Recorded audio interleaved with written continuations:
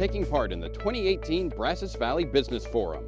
Please enjoy this breakout session replay recorded by Water to Wine Productions.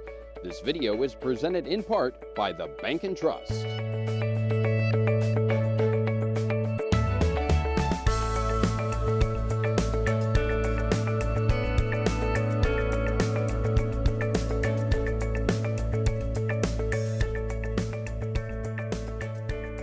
There we go, thank you.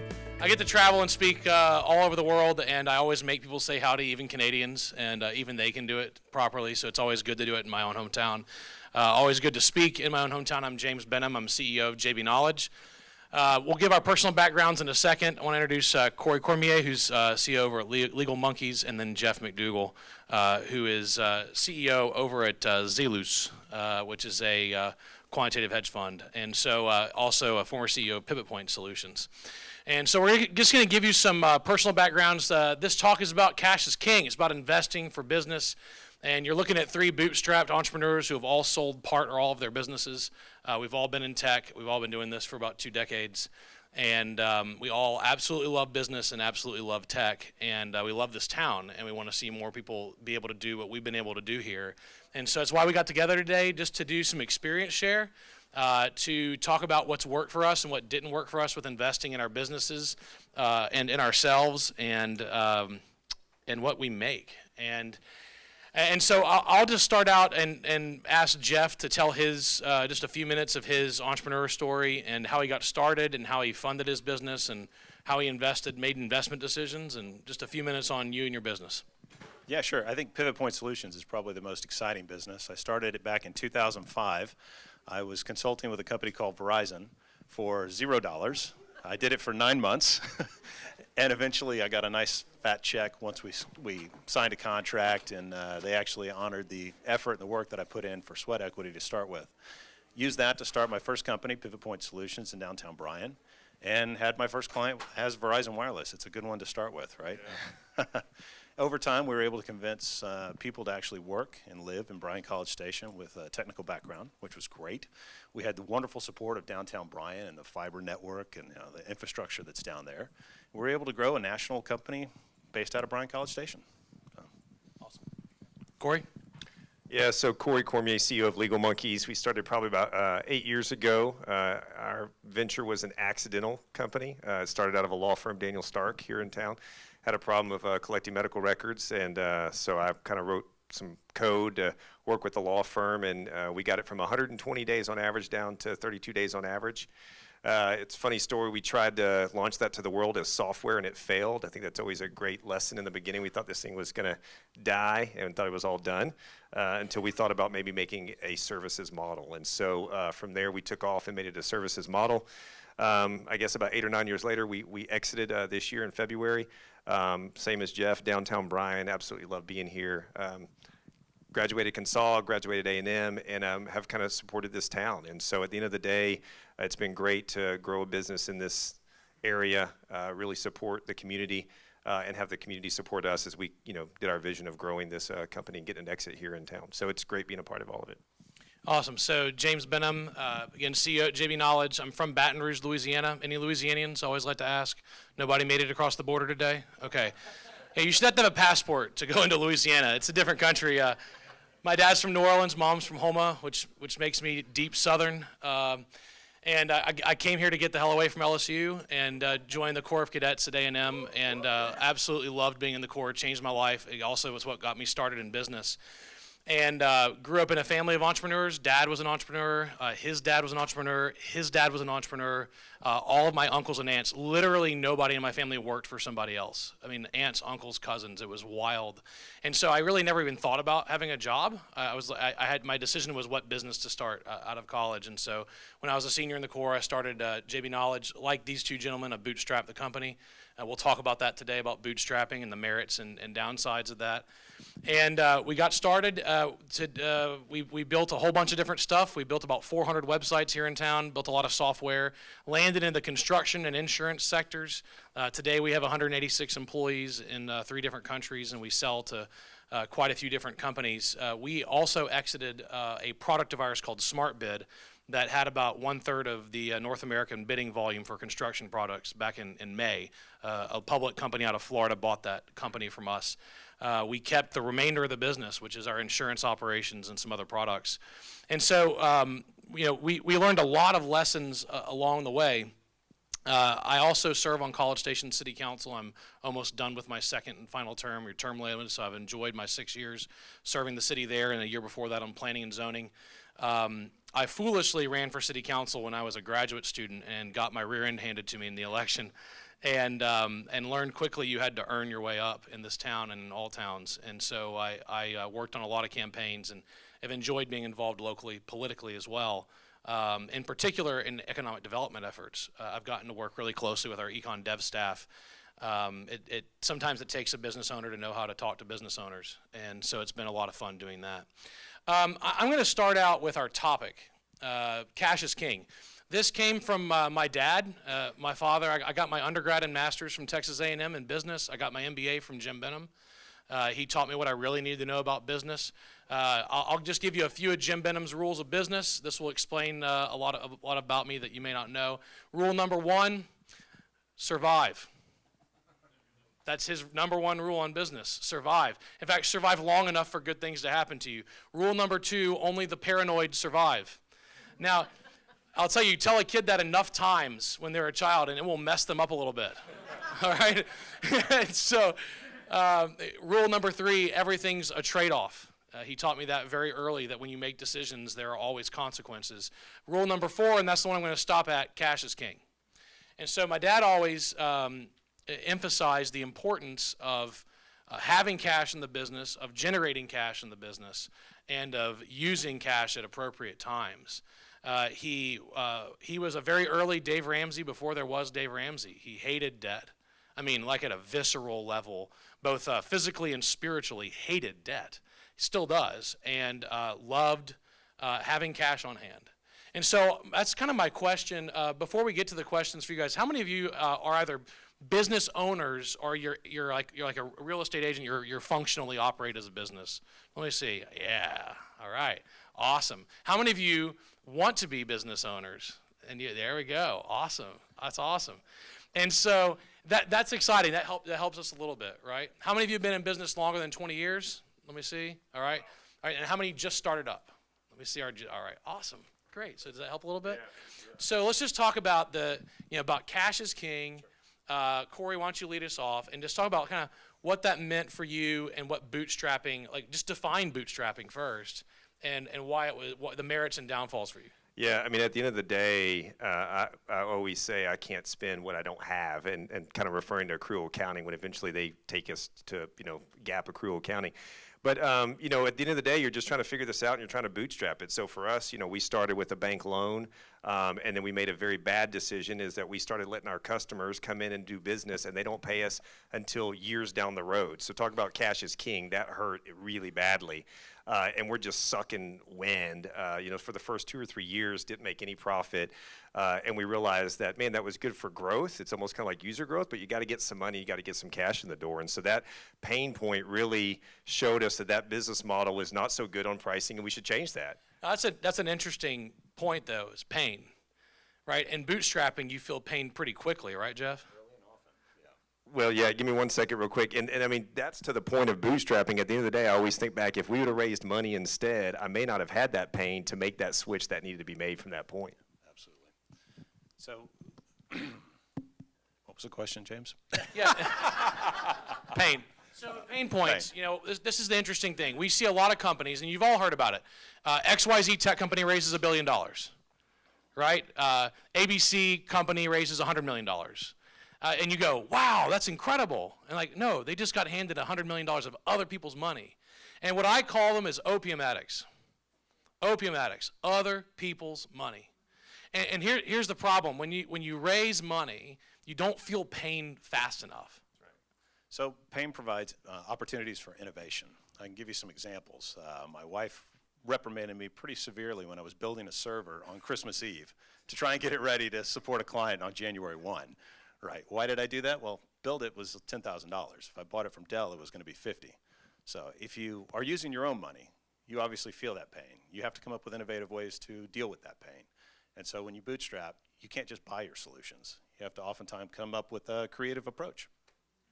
Yeah, and so I encourage my people to be, I have a phrase in the company, be archaeologists of pain. Like, how do we dig for pain and find pain and fix it?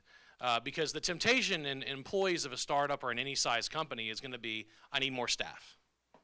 How many of you have heard I need more staff, right? How many times do we hear that in the city of College Station, right? That's almost like a default answer. Well, and then talking about staff, it's funny. It's like 8 or 9 years ago. You forget it felt like you were, 50 years ago, but it wasn't that long ago that we were making no money, had made this terrible decision that our people shouldn't pay us till years down the road, and we didn't have raises for 3 years. So imagine as a leader trying to keep your staff that at the end of the day, I need them to do this job that I don't know how to do, and trying to motivate and lead them through these painful times, but not being able to give them any raises at all. I mean, that's bootstrapping. It's like, I'd love to give you a raise, but we don't have any, right? And so I use that to rally the team to let's work harder. And sure, we lost some good talent. I'm not saying don't give your people raises. Trust me, we believe in paying them well, but you just have to do what you got to do. And at the point, that was bootstrapping for us. Did you have a lot of turnover at the beginning of your business? Were you finding those early phase employees? We didn't, really. We had fairly loyal employees from the beginning. We were very blessed to have a very strong contract at the beginning. However, what I did need to do was raise enough money to escrow the salary for one of my key employees and future business partner for an entire year's worth of salary before he quit his job and got permission from his significant other to be able to participate in this crazy venture, that we were starting up. Yeah, so we actually, what we found is we've opened, because we have 2 offices in Argentina, 1 in Cape Town, and then 2 here in Texas. Every office we've gone into, we've had a really high turnover rate the first couple of years as we find those like hardcore founding people. Because you're not able to go in and offer them Google money, right? And you think about that, like the fancy office and the nice digs, and if you've been in business, you know that those first offices, often even later on, they're not super nice. There's not, pet day where you bring your dog to work day and then everybody's serving you lunch. I went to a tech company in San Francisco recently that had their kitchen staff on a stock option program. And they served breakfast, lunch, and dinner to all their employees. And I went up and I met with their CEO, and he had just raised another $180 million. He was over $1 billion at this point, what he had raised.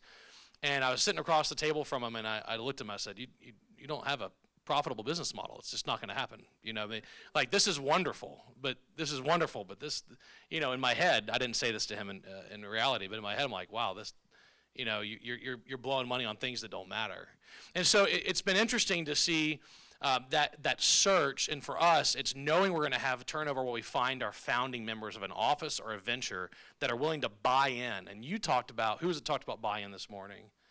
Yeah. So, at the end of the day, you got to have those core values, which I think is a piece of the puzzle that you can find the alignment with those team members. And because some of them aren't going to be a fit, and some of them you need to free their future. But that was one of the foundational things we did early on, was that we had core values, and we set those up early, identified those, and then those still resonate in the same ones today. You talked about buy-in this morning. So buy-in, when you look at how Amazon approached it in their early days, when you showed up as a new employee, you had a door for a desk, right? I mean, it was a pretty easy, simple message. Everybody starts this way. You start with nothing. We got to make thin margins, and we're going to make a lot of revenue to make this work. So buy-in, culture, margins, yeah, cash is important. Yeah, we have a phrase called the yellow chair phrase in the company. I didn't coin that, my people did.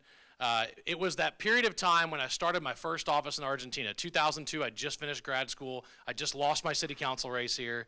And, I was about to get married. It was a time of a lot of change in my life.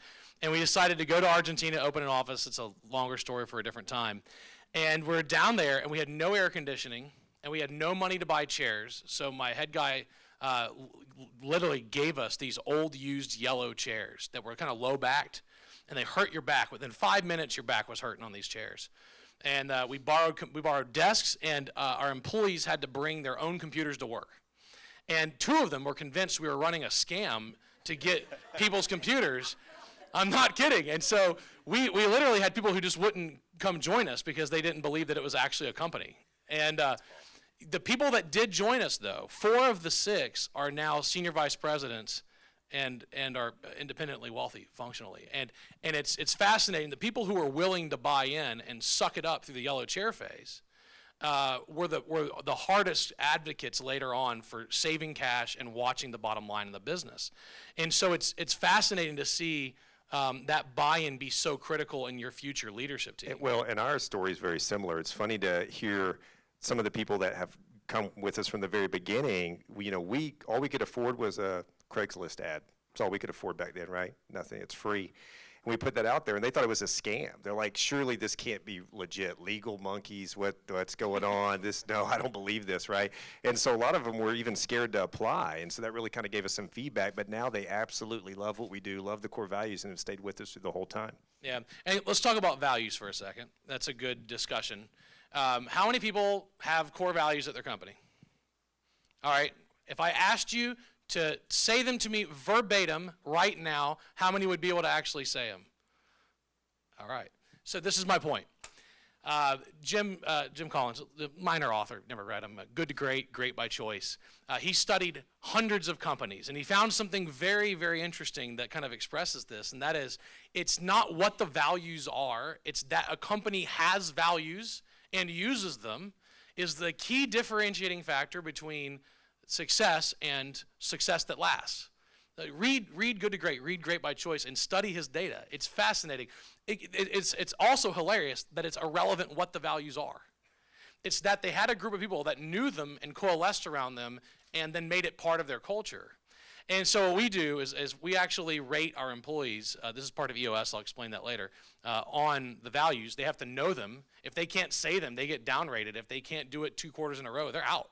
This is what I believe. If you don't know values, you don't have them. I want to convict you on this, and this is part of investing, and it's part of cash flow management, because that impacts how you manage cash. If you don't know your company's values, if you can't repeat them, they're not yours. They're just words on a wall that mean nothing to you. And it has a huge impact on your ability to manage growth. Yeah. So values are part of culture, right? And culture is just another form of communication that you can use with your employees that's present 100% of the time, right? And so when you spend money, that's part of what you're telling your company how you want to operate. So if you're frugal with how you spend money, that will filter down. That has to start from the top. Great examples, all of our computers we built by hand to start with. We couldn't afford to have the staff on site that Verizon would want to see when they came to visit us. So I hired my friends to come and just sit and do their homework, basically, up in the office while they walk through. So, I mean, just crazy stuff, right? So you have to get things done. And so how you spend money definitely impacts your values and your culture, and will hopefully be carried by your employees as well. And reflects back to your attitude about cash, right? I mean, I remember I was walking to the parking lot with one of my employees, my chief operating officer one day, and I had parked on the street. And we have a rule in our company, you park in the parking lot a block and a half away, so we respect our neighbors in downtown Bryan, so they're retail, they can park. And I think you have a similar rule. Yeah, we did until we moved to the new building and got that space. Yeah. But it was the same thing. You can't park near this building 2 blocks away. Yeah, we said we make our employees park off the street so we respect our retail neighbors. And we appreciate that, because Yeah. I park in front of your building every day. And so and it's fascinating, yeah, they do, and it's fine. And I was walking, I had parked in front of the building that day, and I looked by him, and I said, and I could just tell, I had read it on his face. I said, "You're upset at me for parking on the street, aren't you?" And he goes, Yes, I am. And I said, "Why? I run the company." And he said, "Yeah, exactly." And his point, he was willing to convict me, and he said, "You need to park with everybody else." And he and I both drive trucks. We both have the same cars our employees drive.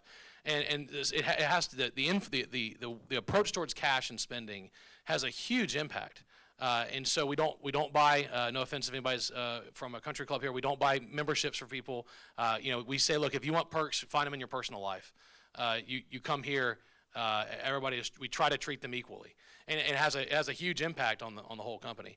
You said something this morning in our prep that I really wanted you to elaborate on with cash flow management, cash is king. And you said you can influence revenue, but you can control expenses. Yeah, so every company at its base is in a race against insolvency. And at the base, you have only 2 inputs, right? You have revenue and you have your expenses. One of those things, revenue, you can influence. You can market, you can go out, you can try sales. You can't control it. But what you can control is your expenses. And it's tough. People say, well, I hired this individual. I can't fire them. You can, right? I need $100,000 worth of wiring. This is a great example from WeWork up in Manhattan. They rented out a building. They had to wire it. Without wiring, you can't get co-locating space. $100,000 is what they got bids for, 3 different companies. They didn't have it. So what they did is they went and they bought Ethernet cable, they bought connectors, and for about $8,000, they wired their building themselves. And they learned how to do it, right? So you can control expenses. So no matter what, when you start to look at, I can't control revenue, what can you do creatively on the expenses side? Well, and it also leads to tough decisions.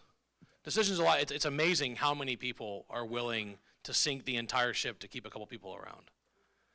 I had a really close friend who owned a Ruth's Chris steakhouse up in Dallas, and literally tanked the whole company, got bought out by someone who bought it for pennies on the dollar because they weren't willing to lay people off when the dot-com boom hit, the bust hit. They just weren't willing to do it. I've watched too many captains go down with the ship instead of cutting a couple people loose and saving the organization. Go back to Jim Benham's rule business number 1, survive. It is a business's core function at its essence to survive. It's in my opinion, it's not its core function to exit. Exit is a nice outcome for a business, but the core function of a company has to be survival at the end of the day, which of course drives your cash flow management. So let's talk about the process. Talk about, we had a good discussion about process. Oh man, process is everything. I think as you start to really grow and you scale, I think in the beginning we really didn't have process. I just hired good people and asked them to do their job and tried to keep them. But then as you really try to grow and scale, you're going to have to create a process that's going to allow you to get that consistent end result of whatever that may be. We were kind of talking about EOS, and then you have a visionary and you have an integrator. And at the end of the day, you guys probably maybe more on the visionary side, but you've got to have an integrator piece that's going to be able to execute all this stuff and create the process for you. And I tell you, when we got our integrator, we were already growing, things really shot off of that, having that key relationship between those two. So let's define what the hell we just said, right? It's because we just used some words that mean nothing to a whole bunch of people, which is understandable because when you get into this, it becomes your everyday language. You realize that most people don't know what it means. Nick Saban. Or as I refer to him, Nick Satan. How on earth, and I'm from Baton Rouge, right? So he was the Louisiana coach for a while. How on earth is it possible for one person to win 5 titles? 6. 5 with Alabama, 1 with LSU, right? 6 titles with 6 completely different coaching staffs and 6 completely different teams. How is it possible that his entire team turns over every 4 years and his entire coaching staff turns over every 2 years? And he still wins all the time. Process. He is a maniac about what he calls the process. Yeah, exactly. That could be the process. That's part of his process, Casey. $5,000. $5,000. That's my favorite quote from Casey. $5,000. Everything's $5,000. Everything's $5,000. That's part of his process. No, it's not part of his process. Nobody gets paid in college football. All right. And so we had this discussion this morning, and we were talking about that we used to operate off of a really fantastic process called SOMP, seat of my pants, which means we had no process. We literally, and this is probably a lot of you, showed up to work every day and just figured out what we had to do at the beginning of the day and responded to emails and phone calls until the day was over, at which point we went home, exhausted, tired, and went to bed and tried to sleep. Does that sound familiar at all? That is called no process. And so we really got exhausted with this whole thing, and about 3 years ago, a very good friend of mine who happens to be an Alabama grad and happens to live in Tuscaloosa, which is the worst part of the story, introduced me to EOS, Entrepreneurial Operating System. It was a system created by Gino Wickman and his book Traction. And it is my Bible for business, period, end of story. It is our process. And you don't have to pick EOS. You could pick Rockefeller habits. You could pick all kinds of other processes that are defined. But the point is, we have an operating manual. We have a way of doing business that achieves vision, traction, and health. And a visionary in EOS is the leader of the company. The integrator is the one that makes everything happen. And we had to reorg our company. We had to change a lot of people's roles. I mean, it was a fundamental gutting of our operations 15 years in. But it resulted in rampant growth, cash flow generation. And the crazy thing is this guy from Alabama, Ken, he was a CFO. He was a money guy. And he realized that he wasn't helping his company, client companies, by helping with their money, because the real problem was their organization. The real problem is they didn't have a way of running their business. And so I've seen EOS solve pretty much 90% of the problems at most of my peer companies, largely because it gives them standards, it gives them process, it gives them vision, traction, and health. Jeff, you were going to say something? Yeah.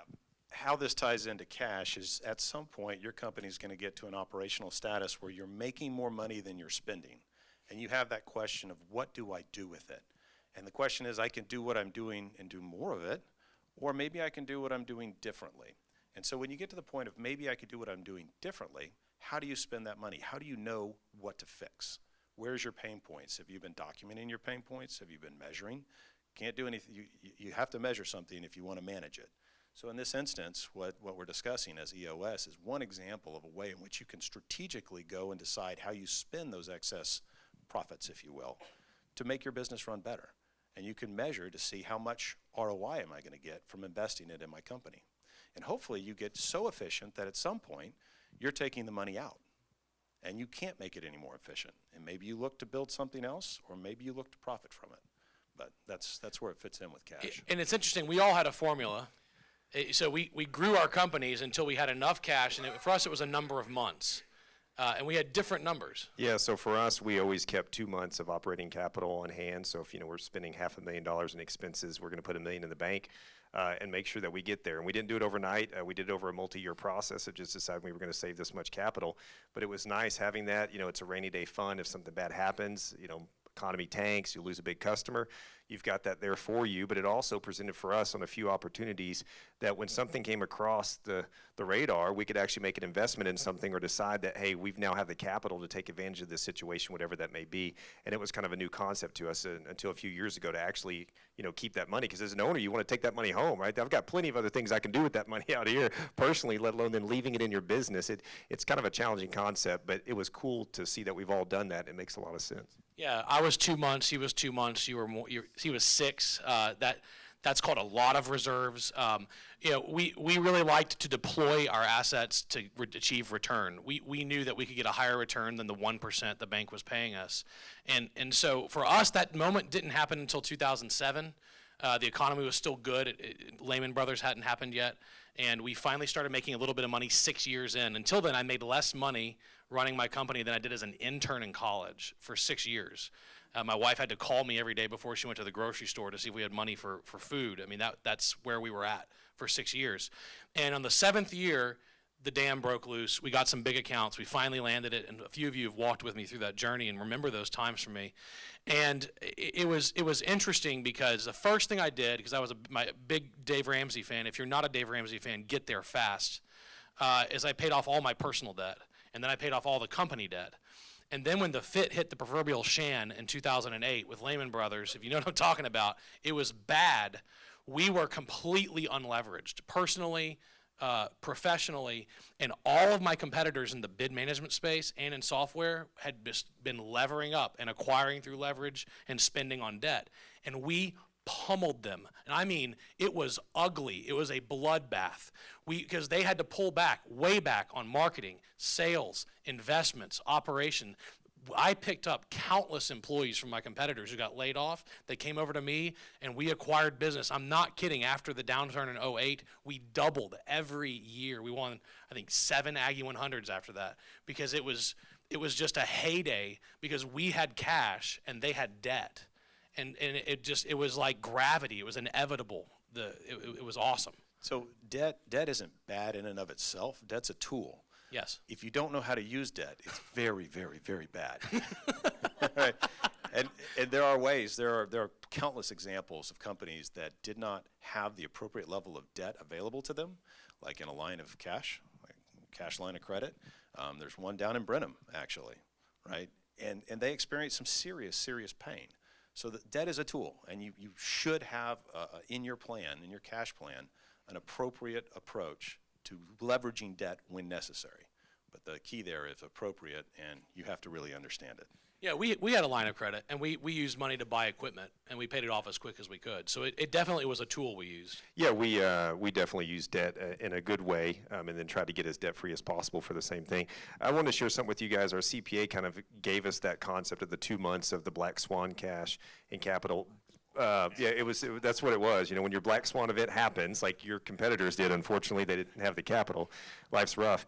But then he challenged us once we got to that to say, okay, now the decision is, does the money go home or does the money go to work? And so he would challenge us every time. I mean, so now once you've hit it every month, you know, if you're putting profit in there, you've got to make this decision. And it kind of goes back to this investing idea of what can I do with this money, right? And all of a sudden you now feel good about it. You feel like you can take more risk at that point in time because you've got that cash in the bank. Or maybe the need and the desire is to take home. And so we would get to evaluate that monthly as to what we want to do as new opportunities. Yeah, we would take our research list and our idea list. We would whittle it down to the new products and services we wanted to start. We would fund all of those. Then we would fund our 2 months of back cash. And then we get to the end of the year and pay out everybody's bonuses, and then we distribute what was left. I mean, that was the way we actually handled it. And I remember many companies, even here in town, that the owners, they'd land a big contract, they'd have a big payday, and they'd build a pool in their backyard. And I was like, what on earth are you doing? That's something you do 2 years later after you complete the contract, after you pay your employee bonuses, after you have your reserve cash, and after you invest in your new ideas. Then you build your pool. I mean, my chief operating officer just built a pool.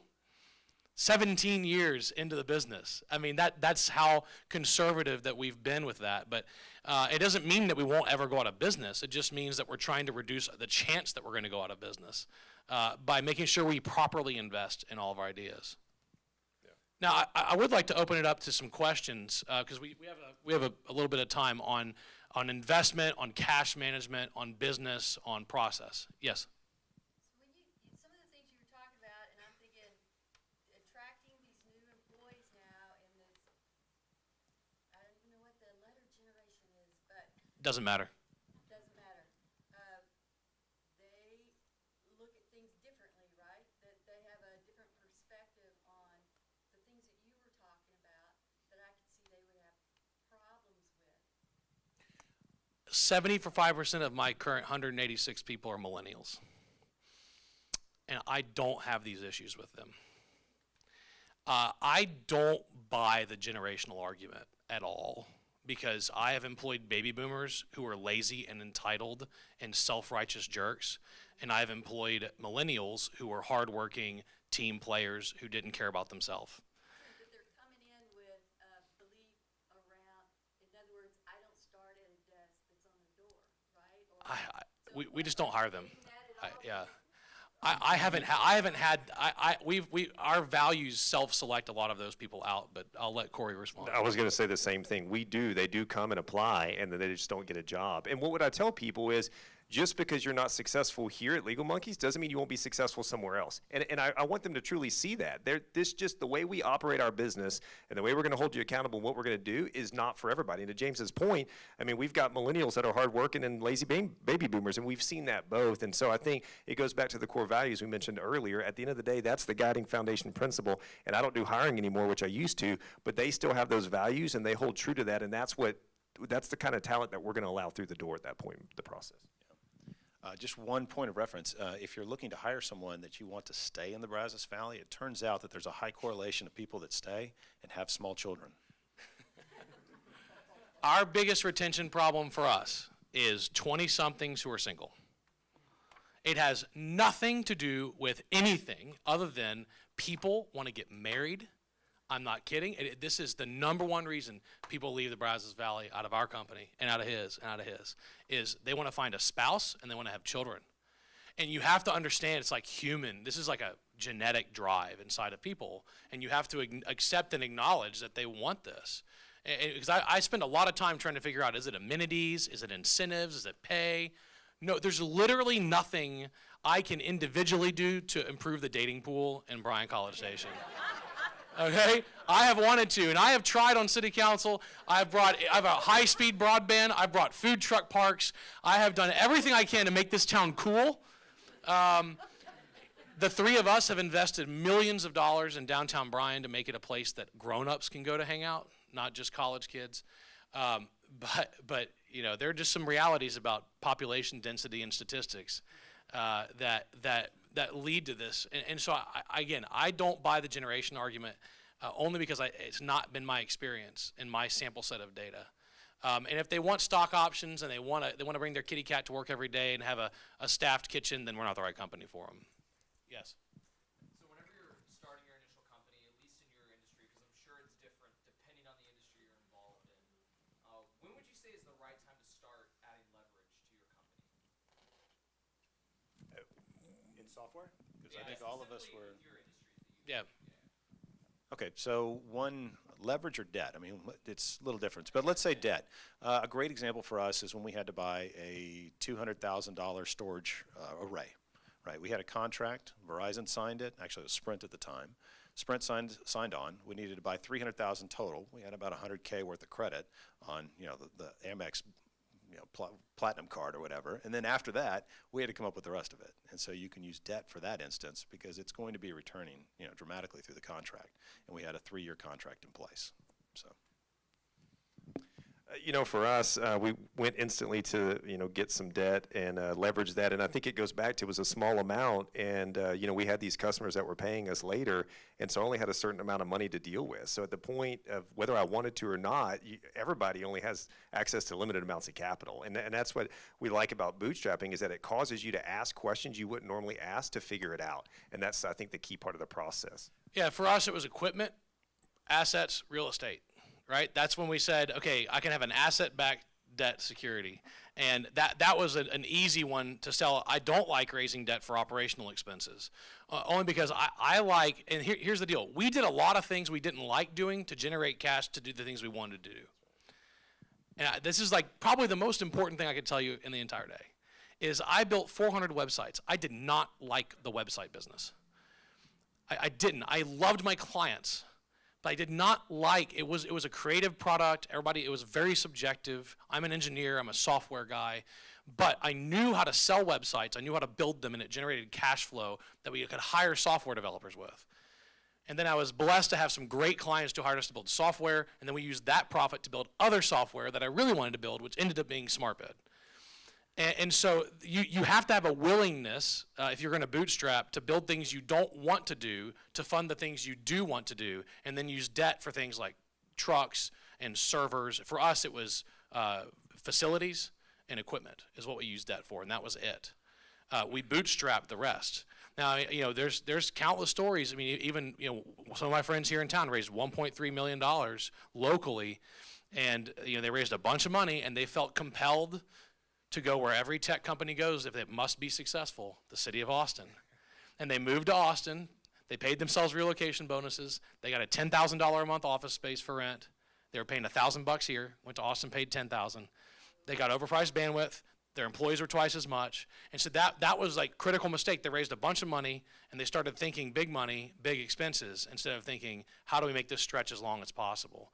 And that's the problem, is there's very few people that are emotionally equipped to accept a large amount of money. Yeah, and not aspirational equipment, right? I mean, it's operational equipment. Operational. You know, I'd love to have a fleet of 12 trucks, but I can only put 2 out at a time. Right.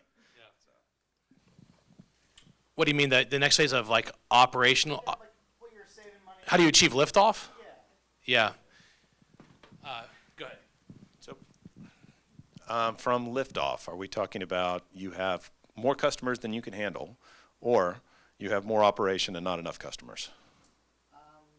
More customers. Okay, that's excellent. So now we have to look at your operations associated with supporting them. Probably the other way around. Okay, you need customers. Okay, so then that's a different thing.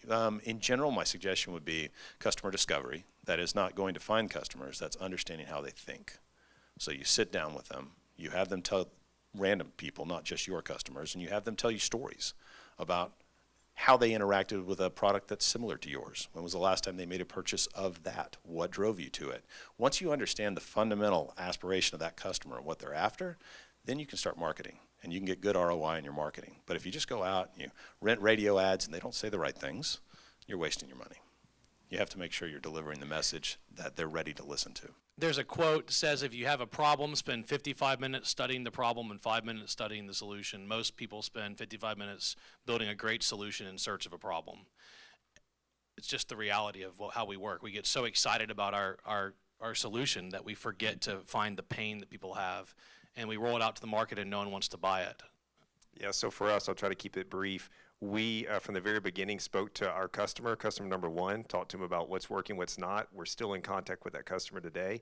We talk to all of our customers on a monthly basis. So doing similar to what Jeff suggested is that we're understanding the market, we're understanding the customer, and we're always tailoring our products to that, which then allowed us to go to market and go to conferences and speak and understand them and then learn more about them. So, I mean, staying very connected, and even if you don't have any customers, go talk to people that could be potential customers. They're willing to talk. Where I found most people fail on this is they just don't really want to work. I'll be honest, like when I started and I was sitting in East Mark Center, that's my first office, and I remember sitting there at my desk, staring at the wall, going, dear Lord, I have 6 employees, what the hell do I do today?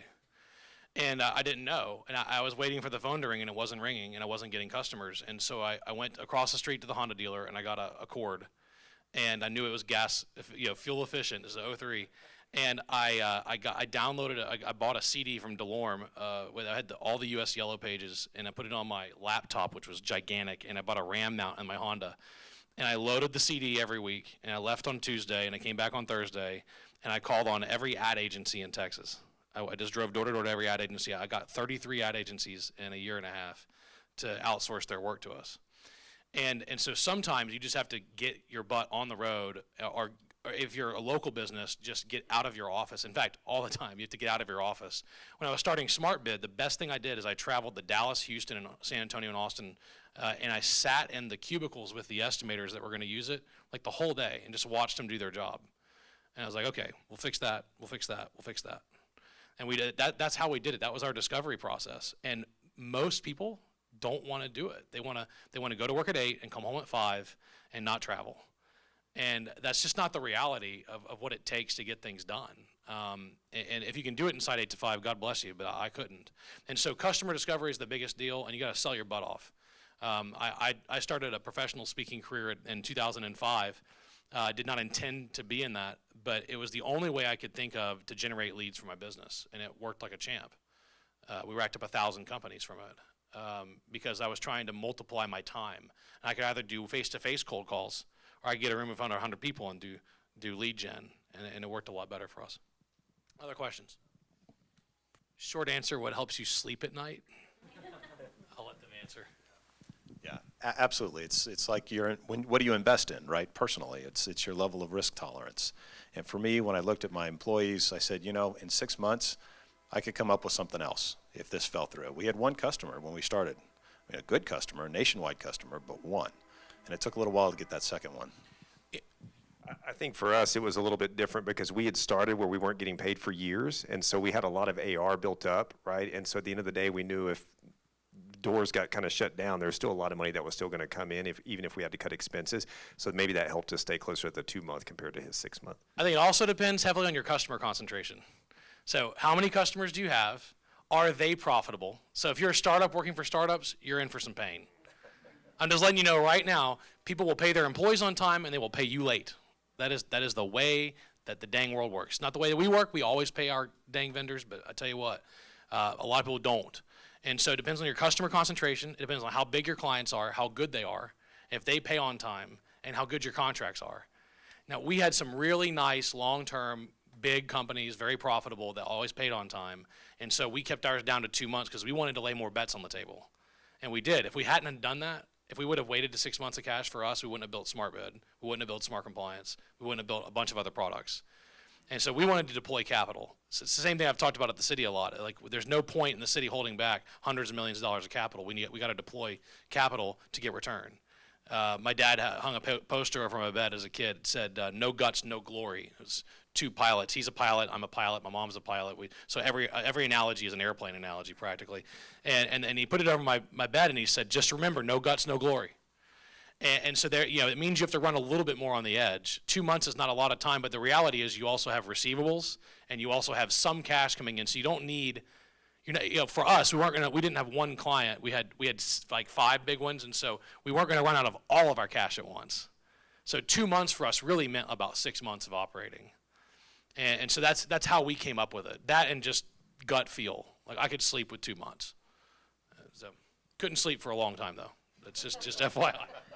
We're out of time. Let's just do one last question if you have it. So we'll be up if there's any questions. I want to thank Corey and I want to thank Jeff for coming. These guys are awesome. They have a treasure trove of knowledge in their head. They're also good friends. So thank you guys for doing this. Appreciate it. Thank you, James. And thanks for your time. Thank you, James.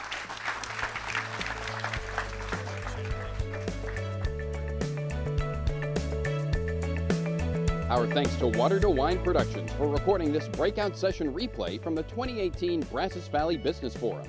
This video was presented in part by the Bank and Trust. More information on the Brazos Valley Economic Development Corporation and its mission can be found at brazosvalleyedc.org. We also invite you to be part of Invest Brazos Valley, the BVEDC's private sector voice in growing our community.